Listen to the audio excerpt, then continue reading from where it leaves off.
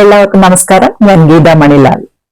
10ാം class കഴിഞ്ഞാൽ എല്ലാവർക്കുമുള്ള സംശയമാണ് എന്ത് പഠിക്കണം, എങ്ങനെ പഠിക്കണം എന്നൊക്കെ. എന്ത് പഠിക്കണം, എങ്ങനെ പഠിക്കണം എന്നുള്ളത് നിങ്ങളുടെ താല്പര്യങ്ങൾ, കഴിവുകൾ, ലക്ഷ്യങ്ങൾ എന്നിവയെ ആശ്രയിച്ചായിരിക്കും. ചില കുട്ടികൾക്കൊരു 5, 6, 7 ഒക്കെ ക്ലാസ്സുകളിൽ എത്തുമ്പോൾ തന്നെ അവർക്ക് ഇന്നതാകണം എന്നൊരു ലക്ഷ്യമുണ്ടാകും. അപ്പൊ അവർ അതിനനുസരിച്ച് പഠിക്കും. ചില കുട്ടികളാകട്ടെ ഒരു 8, 9 ക്ലാസ്സുകളിൽ എത്തുമ്പോഴേക്കും അവർക്ക് ലക്ഷ്യങ്ങളുണ്ടാകും. ചിലവരാകട്ടെ ഒരു 10ാം ക്ലാസ് ആയാലും ഒരു സംശയത്തിലായിരിക്കും എന്ത് പഠിക്കണം, എങ്ങനെ പഠിക്കണം എന്നൊക്കെ. അതിനു വേണ്ടിയുള്ള കുറച്ച് കാര്യങ്ങൾ നമുക്ക് ഇന്നിവിടെ കേൾക്കാം. ആദ്യമായി ഒരു കോഴ്സ് തിരഞ്ഞെടുക്കുമ്പോൾ നമുക്ക് അഭിരുചിയുള്ള, താല്പര്യമുള്ള, ഇഷ്ടമുള്ള കോഴ്സുകൾ തിരഞ്ഞെടുക്കാൻ ശ്രമിക്കുക. ഒപ്പം ജോലി സാധ്യതയും. രണ്ടാമതായി പഠനത്തെ ഇഷ്ടപ്പെടുക, ഇഷ്ടപ്പെട്ട് പഠിക്കാൻ ശ്രമിക്കുക.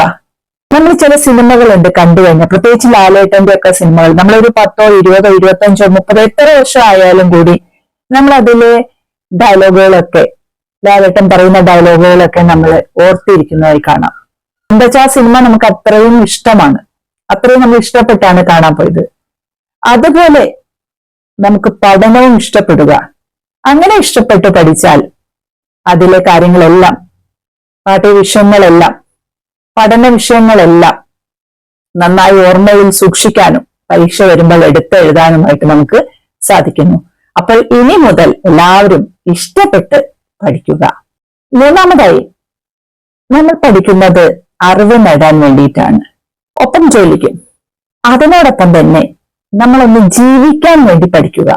ഓരോ ക്ലാസ്സിലും പഠിക്കുമ്പോഴും നമ്മൾ ഓർക്കുക, ഇതെന്റെ ജീവിതമാണ്, ഭാവിയിലെ എന്റെ മുന്നോട്ടുള്ള ജീവിതത്തെ വിജയകരമായി മുന്നോട്ട് കൊണ്ടുപോകണമെങ്കിൽ ഈ പഠനം അത്യാവശ്യമാണെന്നും നന്നായി ഞാൻ പഠിക്കണമെന്നുമുള്ള ചിന്ത നമ്മളിൽ ഉണ്ടാക്കുക.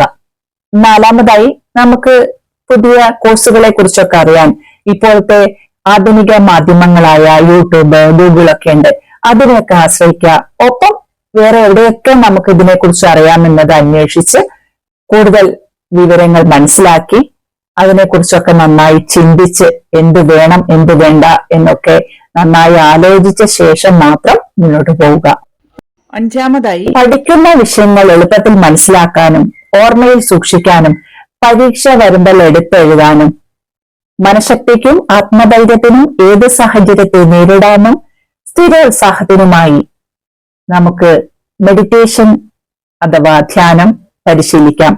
ഒപ്പം കുറച്ച് ശ്വസനക്രിയകളും, പ്രത്യേകിച്ച് സാവധാനവും ദീർഘവുമുള്ള ശ്വസനക്രിയ. ഇത്രയും കാര്യങ്ങൾ നിങ്ങൾ വേണ്ട വിധം നല്ലവണ്ണം മനസ്സിലാക്കി മുന്നോട്ട് പോകാൻ ശ്രമിക്കുക. ഏറ്റവും ആദ്യം നിങ്ങൾ ശ്രദ്ധിക്കേണ്ടത്, കോഴ്സുകളൊക്കെ തിരഞ്ഞെടുത്താലും ഇതൊക്കെ പഠനം മുന്നോട്ട് പോയാലും ഏറ്റവും പ്രധാനമായി നമുക്ക് വേണ്ട സെൽഫ് ലവ് ആണ്. നിങ്ങൾ നിങ്ങളെ തന്നെ സ്നേഹിക്കുക, നമ്മൾ നമ്മളെ തന്നെ സ്നേഹിക്കുക. അതുപോലെ തന്നെ സെൽഫ് കെയർ ശ്രദ്ധിക്കുക. അതുപോലെ തന്നെ സെൽഫ് കോൺഫിഡൻസ്, നമുക്ക് ആത്മവിശ്വാസം, നമ്മളിലുള്ള ആത്മവിശ്വാസം അതെന്തായാലും നമുക്ക് വേണം. അല്ലെങ്കിൽ നമുക്ക് സംശയമാണ്, ഞാൻ പഠിച്ചാൽ ജയിക്കൂ, ഞാൻ പഠിച്ചാൽ അത് ഓർമ്മയിൽ സൂക്ഷിക്കാൻ പറ്റുമോ, ഇങ്ങനെ 100 കൂട്ടം കാര്യങ്ങളുടെ സംശയിക്കും നമ്മുടെ ഉള്ളിൽ ഉണ്ടാവുക.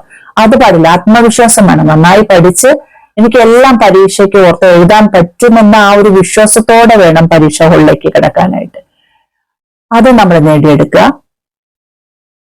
അപ്പൊ നമ്മൾ ആത്മവിശ്വാസവും ആത്മധൈര്യവും ഈ പറഞ്ഞ എല്ലാം നേടിയെടുത്ത് നമ്മൾ ധൈര്യത്തോടെ മുന്നോട്ട് പോയാൽ ഏത് വിഷമഘട്ടത്തെയും നിങ്ങൾക്ക് എളുപ്പത്തിൽ അതിജീവിക്കാൻ സാധിക്കും.